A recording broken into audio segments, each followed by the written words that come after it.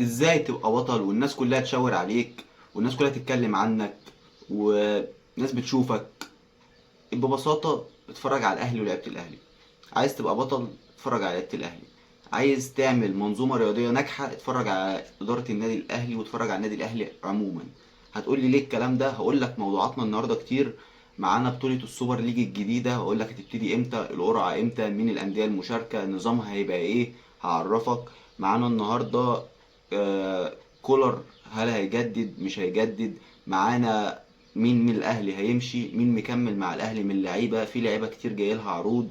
هنتكلم في حاجات كتير أوي النهاردة، في ناس رايحة الزمالك، في حاجات كتير هنتكلم فيها النهاردة. بس قبل أي حاجة عايزكم تدلعوا الكلام لايكات وتروقوا عليا، واللي مش مشترك في القناة يشترك في القناة ويفعل زر الجرس عشان يوصلوا كل جديد. بسم الله الرحمن الرحيم، نصلي على سيدنا محمد عليه أفضل الصلاة والسلام. قبل أي شيء بسم الله الرحمن الرحيم. دوري السوبر ليج، دوري السوبر ليج القرعة هتبقى يوم 15/7 الشهر اللي بعد الجاي. تبقى قرعة السوبر ليج، البطولة الجديدة اللي معاملها الاتحاد الأفريقي. للعلم البطولة ديت جايزتها أكبر من جايزة البطولة بتاعة دوري أبطال أفريقيا. ليه؟ لأن البطولة دي البطل هياخد 6 مليون دولار. مبلغ مبلغ محترم. بطولة مش كبيرة كعدد فرق، مش كتير. هقول لك دلوقتي نظام البطولة بتاعت السوبر ليج. هتتلعب في 20 يوم بس. يعني البطولة كلها هتقام في 20 يوم، من يوم 20 اكتوبر ل 10 نوفمبر. حلو كده؟ في 20 يوم بس، ركز معايا. تبقى من 20 اكتوبر ل 10 نوفمبر. دي بطولة السوبر ليج الأفريقية، تمام؟ فيها 8 أندية مشاركة. في التصنيف الأول بيجي الأهلي المصري بطل أفريقيا صاحب ال11. بعديه الوداد، الترجي، صن داونز. دول الأول في 4 فرق تصنيف أول، تمام؟ الأهلي، الوداد، الترجي، صن داونز. دول الفرق 4 فرق تصنيف أول. مين بقى في التصنيف التاني؟ معانا في التصنيف التاني مازيمبي، بترو اتلتيكو، حوريه كوناكري، سيمبا. دول في التصنيف التاني. ايه اللي هيتم؟ هقول لك ايه اللي هيتم. هتتعمل قرعه. الفرق بتاعت التصنيف الاول ال4 فرق هيلعبوا التصنيف التاني، كل فرقه هتلعب فرقه، تمام؟ خروج المغلوب لحد ما توصل لماتش نهائي بين فرقتين. اتوقع ان هو اما يبقى فرقتين من الاربعه، اهلي، وداد، ترجي، صن داونز، في فرقتين من دول هيوصلوا النهائي. اعتقد ان مازيمبي هي اقوى فرقه في التصنيف الثاني. بترو اتلتيكو هتخرج، حوريه كوناكري هتخرج، سيمبا هتخرج. مازيمبي يا ترى هتعمل مفاجاه مع الفرقه اللي هتلعبها ولا لا؟ بس اعتقد ان الاربعه يخرجوا ويبقى التصفيه بين الاربعه اللي هم تصنيف اول، تمام؟ اللي هياخد البطوله دي زي ما قلت لكم هياخد 6 مليون دولار. مبلغ محترم. ونبدا نقول الاولى يا اهلي، تمام؟ نبدا نقول البطوله الاولى للاهلي، هي دي اول مره البطوله دي تقام. فيا رب، يا رب الاهلي ياخدها. وللعلم كمان ال8 انديه دول مش هيشاركوا في الدور التمهيدي للبطوله الجايه من دوري ابطال افريقيا. بمعنى يعني الاهلي والوداد والترجي والكلام ده كله هيبدا من دور المجموعات. الدور التمهيدي اللي بيبقى قبل المجموعات، والفرق دي ال8 فرق دول مش هيشاركوا فيه. وصلت كده؟ يعني ال8 فرق دول مش هيشاركوا في الادوار التمهيديه لبطوله دوري ابطال افريقيا الموسم الجاي. وصلت كده؟ ده اول موضوع. الموضوع التاني، كولر كان بيطلب من اداره الاهلي التجديد. كولر من قبل ماتش افريقيا في عروض كتير عماله تجيله. هو مش عايز، هو رافض التجديد، رافض ان يروح اي فرقه تاني. عايز يستمر مع الاهلي. هو شاف الاهلي وشاف مجلس اداره الاهلي وشاف التعامل معاه في مصر. مدرب خلال 23 سنه تدريبيه بره، واخد 3 بطولات. هو جه الاهلي واخد 4 بطولات لحد دلوقتي، والخمسه خلاص على الابواب، وداخل بطوله السوبر ليج، وعنده سوبر افريقي، وعنده كاس عالم، ولعب كاس عالم. فهو مدرب عايز يجدد مع الاهلي، عايز يعمل تاريخ مع الاهلي، وهو جاي على مشروع. فكان كلم اداره الاهلي، فاداره الاهلي قالت له ما عندناش مشكله، بعد ماتش افريقيا نجتمع. فهو دلوقتي في اجازه، هيجي في نص الاسبوع مجلس اداره الاهلي هيجتمعوا بيه، وهيجددوا له سنتين لحد 2025. هو لسه فاضل له سنه، بس هيكملوا له عقده سنتين عشان يفضل موجود في الاهلي لحد كاس العالم 2025. حلو كده؟ انا شايف ان ده هيبقى قرار كويس جدا. لان في مارسيل كولر انا شايفه مدرب جامد جدا جدا جدا. انا بحب المدربين اللي بيطوروا اللعيبه، اللي بيبقى عنده فكره ان انا عندي لعيبه اطورها. ده لاعب كوره يبقى لازم يتطور، عنده شوف ايه اللي ناقص فيه واطوره. والله اللاعب ما استجابش خلاص، لكن طالما اللاعب بيستجيب يبقى انا اطور. حلو الكلام، حلو الكلام. الموضوع معانا تاني، الاهلي يمدد عقد الرباعي.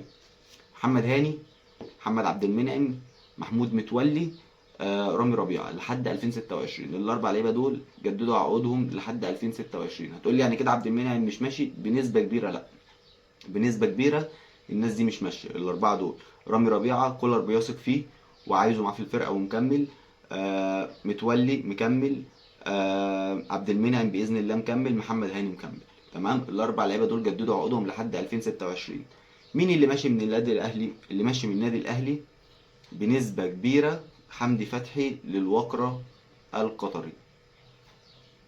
خلاص بنسبة كبيرة حمدي فتحي مشي بنسبة 99%. حمدي فتحي هيمشي. تمام، هتقول لي هيأثر في النادي الأهلي؟ أكيد، بس الأهلي مش هيتأثر.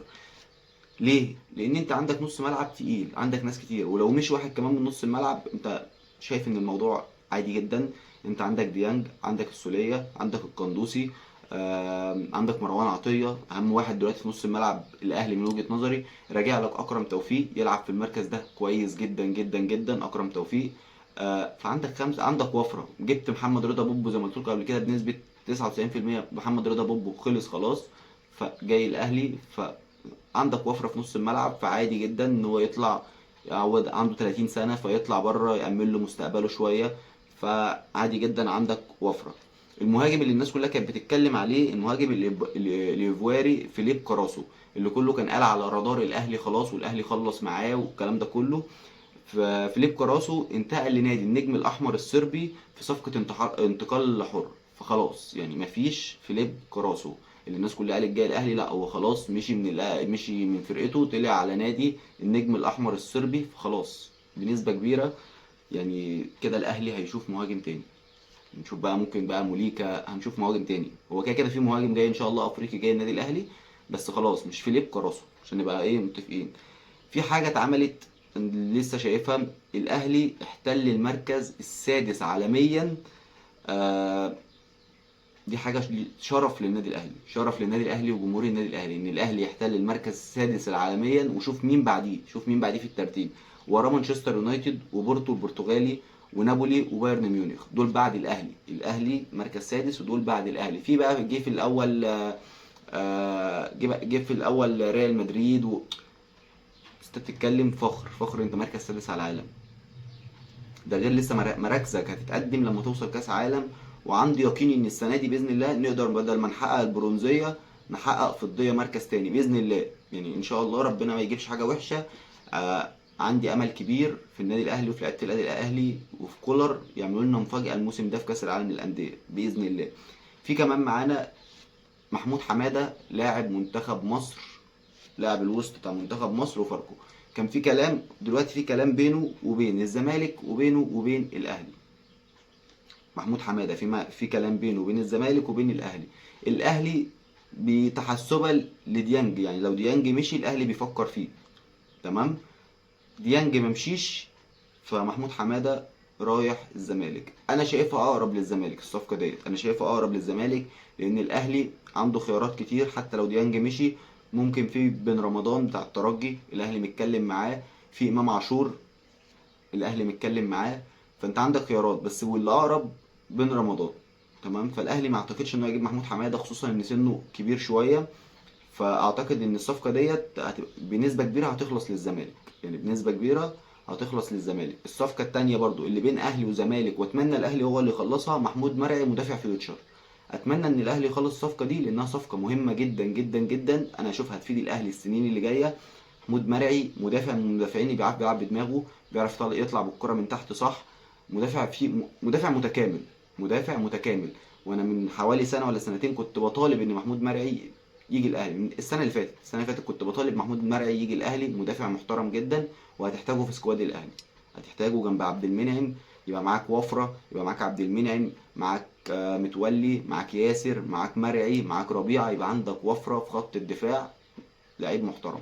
اتمنى ان هو يجي الاهلي ما نفرطش فيه ونسيبه يروح الزمالك لان هو مدافع كويس جدا جدا جدا جدا.